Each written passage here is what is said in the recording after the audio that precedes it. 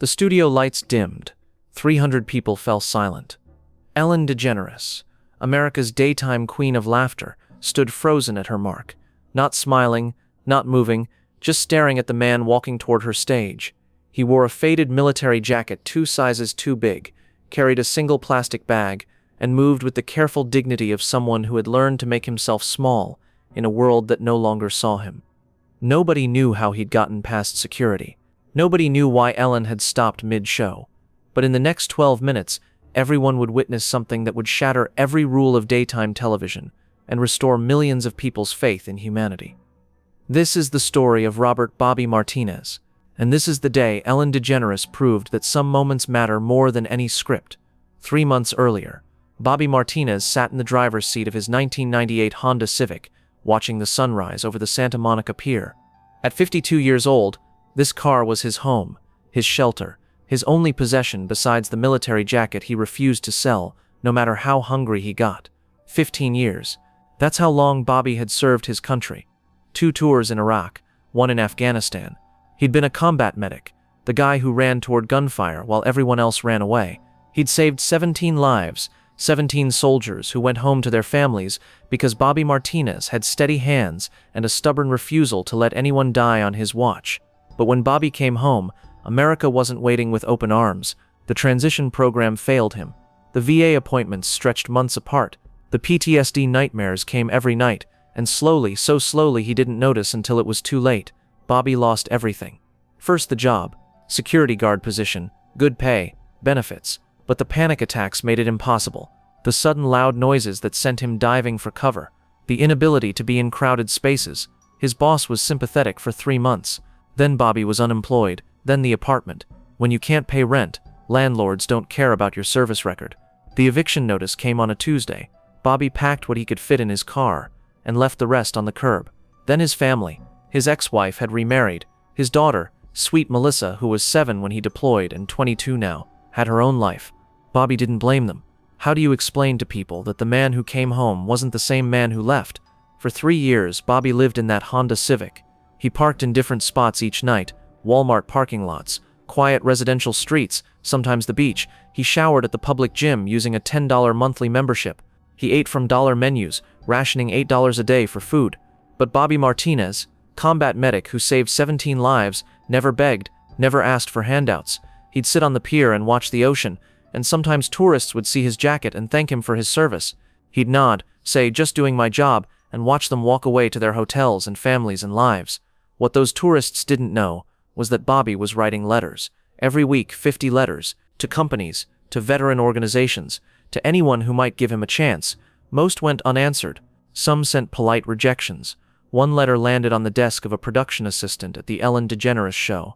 At the Ellen Show studios in Burbank, California, Mike Stevens, senior producer of the Ellen Show for 12 years, stood in Ellen's dressing room, holding Bobby's letter. It was handwritten on lined paper torn from a notebook, the words careful and precise despite the slight tremor in some letters. "Absolutely not," Mike said. "Mike," Ellen started. "Ellen, we can't just bring a homeless veteran onto the show without proper vetting, without background checks, without—" "He served 15 years, Ellen interrupted, taking the letter from Mike's hands. "He saved 17 soldiers. And now he's living in his car. We have to do something." Mike softened slightly. He'd worked with Ellen long enough to know when she'd made up her mind. "Okay, we can help. We can send a donation to a veterans organization in his name. We can—" "No." Ellen's voice was firm. "Not a donation. Him. Bobby Martinez. I want him here, on this stage, so that everyone watching remembers that the people we send to war don't just disappear when they come home." The argument lasted 20 minutes. Mike brought up liability concerns, time constraints, the fact that the show was already fully booked for the next 3 months. Ellen listened patiently, then said 5 words that ended the discussion. "Then we'll make room today." Mike had one condition. They'd bring Bobby in during rehearsal, not the live taping. They'd talk to him, assess the situation, and then decide how to proceed. Ellen agreed. But when Bobby Martinez walked into that studio for what he thought was an interview, Ellen had already made a decision that would change everything. The phone call came on a Wednesday morning. Bobby was parked near the Santa Monica Library, his usual spot for using the free Wi-Fi. The number was unlisted. He almost didn't answer. "Mr. Martinez, this is Kelly from the Ellen DeGeneres show. Ellen DeGeneres personally read your letter and would like to meet you. Would you be available tomorrow afternoon?" Bobby dropped his phone. The next day, Bobby used his last $3 to wash his car at a self-service station. He couldn't do anything about the clothes, the same jeans and military jacket he wore every day, but he could at least arrive clean.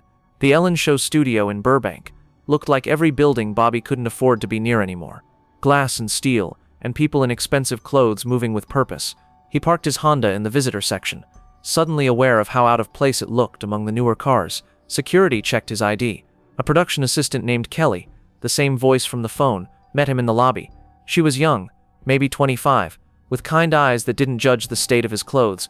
"Mr. Martinez, thank you so much for coming. Ellen is finishing up a segment, but she wanted me to bring you to the green room." Green room. Bobby had seen those in movies, places where celebrities waited before going on camera. "Ma'am, I think there's been a mistake. I'm not going on the show. The letter just asked for help finding employment, maybe connecting with veteran services." Kelly smiled. "Ellen wants to meet you, that's all I know. This way." What Bobby didn't know was that in Studio A, Ellen had just made an announcement to her audience that would turn a routine taping into television history. "Ladies and gentlemen," Ellen said, standing center stage in her signature purple blazer, "we're going to do something a little different today." The audience, warmed up and ready for laughs, applauded on cue. "I got a letter last week. It was handwritten, on notebook paper, from a man named Robert Martinez, Bobby his friends call him. And in this letter, Bobby didn't ask for money. He didn't ask for fame. He asked for a chance." The studio quieted. This wasn't Ellen's usual comedic setup. Bobby served our country for 15 years. He was a combat medic in Iraq and Afghanistan. He saved 17 lives, 17 American soldiers who came home to their families because Bobby Martinez ran toward danger instead of away from it. Ellen's voice cracked slightly. The audience was completely silent now. When Bobby came home, he fell through the cracks. The VA system that was supposed to catch him didn't. The support structure that should have been there wasn't. And for the past 3 years, Bobby Martinez, American hero, has been living in his car. You could hear people in the audience gasp.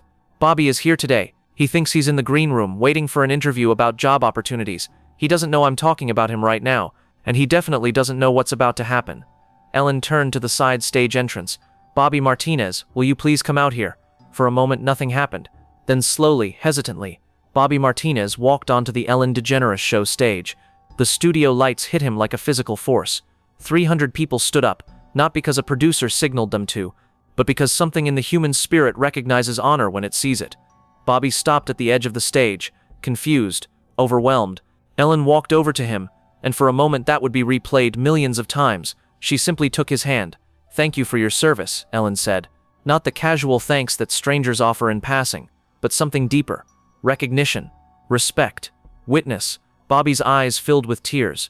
"Ma'am, I don't understand what's happening. Bobby, when's the last time someone saw you? Really saw you?" The question broke something open in Bobby. His shoulders shook. This combat medic who had held wounded soldiers while bullets flew overhead, who had watched friends die and kept working to save the next one, who had endured 3 years of invisibility, broke down on national television. Ellen put her arm around him and just held him while he cried. The audience was crying. The camera operators were wiping their eyes. Even Mike, the producer who had argued against this moment, stood in the control booth with tears streaming down his face. "Bobby," Ellen said, when he'd regained some composure, "I want you to listen to me very carefully. You served this country for 15 years, you gave everything, and what I'm about to give you isn't charity. It's not a handout, it's what this country should have given you the day you came home." Ellen pulled an envelope from her blazer pocket. "Bobby, in this envelope is a check for $100,000. $50,000 is from Walmart, who heard about your story and wanted to help." Bobby staggered. Ellen caught his arm. "But that's not all. Walmart is also offering you a job, a real job with benefits, with health insurance, with everything you need. And the Veterans Housing Coalition has found you an apartment. Not temporary housing. A real apartment. It's yours, rent-free for the first year." Bobby couldn't speak. He looked at the envelope, at Ellen, at the audience of strangers who were on their feet cheering like he'd just won the Super Bowl. "Wait," Bobby finally managed. "Why? Why would you do this for me?" Ellen's answer was simple and devastating. "Because you did it for us. 17 times. You saved 17 American lives. This is us, all of us, saving yours." The audience didn't leave when the segment ended. They couldn't. Something had shifted in that studio. Something bigger than entertainment or television or even the $100,000 check.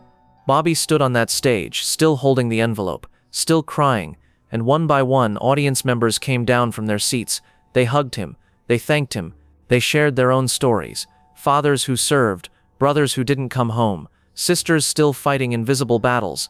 Ellen stood to the side, watching. Mike approached her, the producer who had argued against this moment. "I was wrong," Mike said simply. Ellen smiled. "No, you were protecting the show. I get it, but some things are bigger than the show." 3 months later, Bobby Martinez started his first day at Walmart in Burbank, California. He wore a blue vest with his name tag, "Bobby Martinez, proud to serve you." The apartment was small, 1 bedroom, clean, with a window that let in morning light. The first night Bobby slept in an actual bed instead of his car. He cried again, but this time they were different tears. He called his daughter Melissa. The conversation was awkward at first. 3 years of distance couldn't be bridged in one phone call, but they made a plan to have coffee. Small steps. The $100,000 check sat in a bank account that Bobby barely touched. He took what he needed for basics, but the rest stayed there. For emergencies, he told his caseworker. For when someone else needs it more than me. But the real story was bigger than one man. Ellen's episode with Bobby Martinez went viral. Within a week, it had been viewed 47 million times. Comments flooded in, not just praise but action. Veterans organizations reported a 300% increase in donations. 3 tech companies announced new veteran hiring initiatives, and hundreds of people reached out with stories of veterans in their own communities who needed help. Ellen started a segment called Seeing the Invisible, every month, highlighting someone whose service or sacrifice had been forgotten. It wasn't always veterans. Sometimes it was teachers, first responders, caregivers, people who gave everything and asked for nothing. 2 years later, Bobby Martinez stood on the Ellen DeGeneres show stage again. But this time, he wasn't receiving help. He was giving it. Bobby started a foundation, Ellen announced to her audience. The 17 Foundation, named for the 17 lives he saved. And now, with the money he saved from his salary and the donations that have poured in, Bobby is helping other veterans transition home. Bobby, now 54, looked different, healthier. The weight of invisibility had lifted from his shoulders. He stood at the microphone with the same dignity he'd carried into that studio 2 years ago. But now there was something else, hope. "I spent 3 years being invisible," Bobby said, "and what Ellen did, what all of you did, was remind me that I mattered, that my service mattered, that my life still had purpose." He paused, composing himself. "The 17 Foundation has helped 43 veterans so far. We've placed them in jobs, found them housing, connected them with mental health services, and we're not stopping until every single veteran who served this country knows that someone sees them." The audience erupted, but Ellen noticed something else.